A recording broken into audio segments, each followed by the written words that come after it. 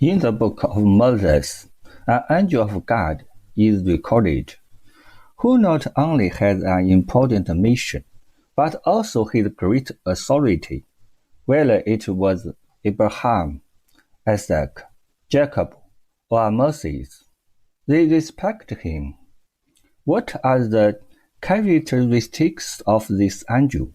Let's look directly at what the Bible says. First, an angel who accepts Abraham's son as the sacrifice. Sometime later, God tested Abraham. He said to him, "Abraham." "Here I am," he replied. Then God said, "Take your son, your only son, Isaac, whom you love, and go to the region of Moriah. Sacrifice him there as a burnt offering on one of the mountains I will tell you about." To whom is this burnt offering for? It's for the angel of God. Then he reached out his hand and took the knife to slay his son. But the angel of the Lord called out to him from heaven, "Abraham, Abraham." "Here I am." He replied. "Do not lay a hand on the boy," he said. "Do not do anything to him. Now I know that you fear God, because you have not withheld from me your son, your only son." The angel's word lets us confirm that God asked Abraham to offer his son to God's angel. This angel of God has the right to receive burnt offerings, and the burnt offerings are Abraham's only son. All the burnt offerings belong to the priest. Obviously, this angel is the priest of God. Second, the angel who redeemed Jacob. "The angel of God said to me in a dream, 'Jacob.' I answered, 'Here I am.' And he said, 'Look up and see that all the male goats mating with the flock are streaked, speckled, or spotted. For I have seen all that Laban has been doing to you. I am the God of Bethel, where you anointed a pillar and where you made a vow to me. Now leave this land at once and go back to your native land.'"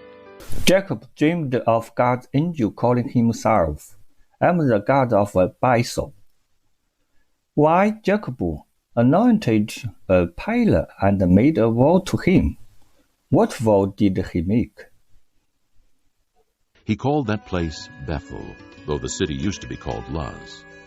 Then Jacob made a vow, saying, "If God will be with me and will watch over me on this journey I am taking, and will give me food to eat and clothes to wear, so that I return safely to my father's house, then the Lord will be my God, and this stone that I have set up as a pillar will be God's house. And of all that you give me, I will give you 1/10." Jacob's vow was to give 1/10 of the offering to the angel. The angel could receive 1/10 of the offering. Therefore, we can be sure that this angel is also a priest of God. Third, the angel who led the Israelites out of Egypt. Then the angel of God, who had been traveling in front of Israel's army, withdrew and went behind them. The pillar of cloud also moved from in front and stood behind them, coming between the armies of Egypt and Israel. Throughout the night the cloud brought darkness to the one side and light to the other side, so neither went near the other all night long. According to this description, God's angel had a close relationship with the pillar of cloud, and the angel protected and accompanied the Israelites who left Egypt. Fourth, infallible angel. "See, I am sending an angel ahead of you to guard you along the way and to bring you to the place I have prepared. Pay attention to him and listen to what he says. Do not rebel against him. He will not forgive your rebellion, since my name is in him. If you listen carefully to what he says and do all that I say, I will be an enemy to your enemies and will oppose those who oppose you. My angel will go ahead of you and bring you into the land of the Amorites, Hittites, Perizzites, Canaanites, Hivites, and Jebusites, and I will wipe them out. Now go, lead the people to the place I spoke of, and my angel will go before you.